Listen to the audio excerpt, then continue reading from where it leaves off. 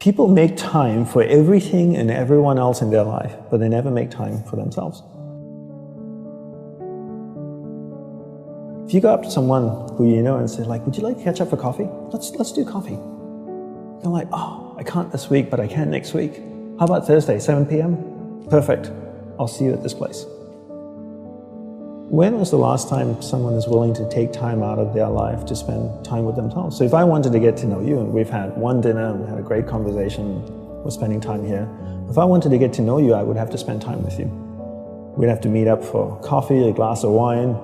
If I really want to get to know you, maybe we meet up once a week. Every Friday night we go out for a glass of wine, we chat for a couple of hours. After a year, I'd get to know you really well, you get to know me really well. But it requires me spending time with you. So if you want to get to know yourself, you need to spend time with yourself. But in a way that you can inquire, right? So people say to me things like, oh, I walk my dog in the park, that's my time with myself. And you're like, no, it's not. That's you walking the dog. People go like, oh, I go for a jog, that's my alone time. No, that's you jogging, avoiding traffic, watching where you're stepping so you don't trip and fall over. Spending time with yourself is sitting down, closing your eyes, not interacting with the outside world, and actually going inside and having that conversation. The same conversation I would have with you and say like, hey Brian, so where did you grow up? You know, you said California, do you like to surf? No? Hate the water? Love the water? Tell me, right? And people don't have that conversation, and because they don't have that conversation with themselves, they don't end up knowing what they want in life. Because they don't know what they want in life, they can't focus that finite amount of energy, and then they don't live a lifestyle that brings them happiness, and most people end up being unhappy. A couple of things I would say. One is simplify your life. Everybody's so busy. Everybody's got a lot of things to do. We don't actually have a lot of things to do. Right, we like being distracted because then we don't have to think about ourselves. And we don't have priorities in life. Most people don't have clear priorities in life. You know, for me, my goal is to simplify my life, simplify the number of people in my life, and simplify the number of things in my life. We only have a finite amount of energy each day, right? But every year, we have more people in our lives. Is that a fair statement? More Facebook friends, more people you're connected with, but your energy stays the same. So that's not a proportionate growth. If your energy is increasing every year proportionately with the number of things and people in your life, then we don't have to talk about this. But your energy level is the same. But the amount of people and things in your life are growing almost exponentially.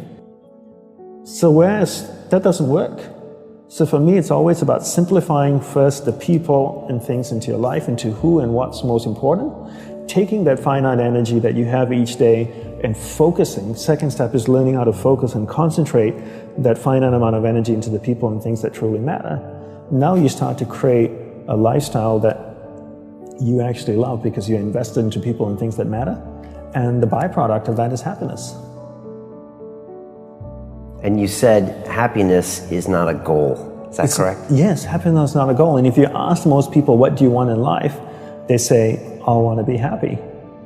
Right? Would that be a fair statement? I mean, literally, it's in the U.S. Constitution, I think, the pursuit of happiness. The pursuit of happiness. I always say you should never pursue happiness. Don't pursue happiness. Pursue a lifestyle where the byproduct of that lifestyle is happiness. So happiness comes as a byproduct. I spend time with the people that I love. What is my byproduct? I'm happy. I spend time with people I don't like. I'm not happy. So don't pursue happiness. Pursue a lifestyle that gives happiness. But in order to pursue that lifestyle, you need to be clear what you want in life. What's your purpose in life? And people don't know this because they don't spend any time with themselves. People think that the more you meditate, the better it is. So 20 minutes of meditation is not as great as 3 hours of meditation. And it's actually not how we work. For us, we believed in quality as opposed to quantity. We spent the whole day preparing to meditate. What comes before meditation? Concentration. Concentration comes before meditation. So you need to learn how to concentrate in order to meditate. And we believe that you can't meditate if you can't concentrate. So we spend the whole day focusing on concentration. So when I spoke with someone in the monastery, I spoke with another monk, I gave them my undivided attention. When I worked on my laptop, I focused on working on my laptop. When I swept the sidewalk, I focused on sweeping the sidewalk. So throughout the day, I'm practicing concentration. Now when I go to sit down to meditate, I'm really focused, and I can have a dynamic meditation session. And I always use the simple analogy of, take Usain Bolt, for example, the sprinter, right? I don't know much about him except he won 3 gold medals, fastest man on earth from Jamaica. I can make an assumption, and tell me if I'm wrong, that his whole day is structured. That he eats the right kinds of food and drinks the right amount of water. He goes to the gym. If you look at the boy, he's ripped, right? Probably works out, runs every day, I'm sure, sprints, does all kinds of things. But his whole day is preparing him for what, 9.57 seconds or whatever it is his world record is. Not the other way around. And people come up to me all the time, Brian, and they say, Dandapani, I'm so stressed out, I've got so much happening in my life. Do you think if I meditate for 5 minutes in the morning, it'll help my whole day?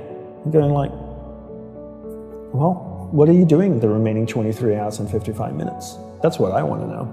Because if you try to meditate for 5 minutes in the morning and the rest of the day you just live a chaotic life, that's not, it's a good start, but it's not really helping you. It's like eating a carrot in the morning and then eating hamburgers and fries all day and hoping to have a healthy diet. You have to understand that your whole day, your lifestyle is what's going to support your meditation practice at the start, and then your meditation practice grows, and then it turns around and supports your lifestyle. Right. But not the other way around. You don't create a meditation practice to support your lifestyle. You create a lifestyle first, meditation second.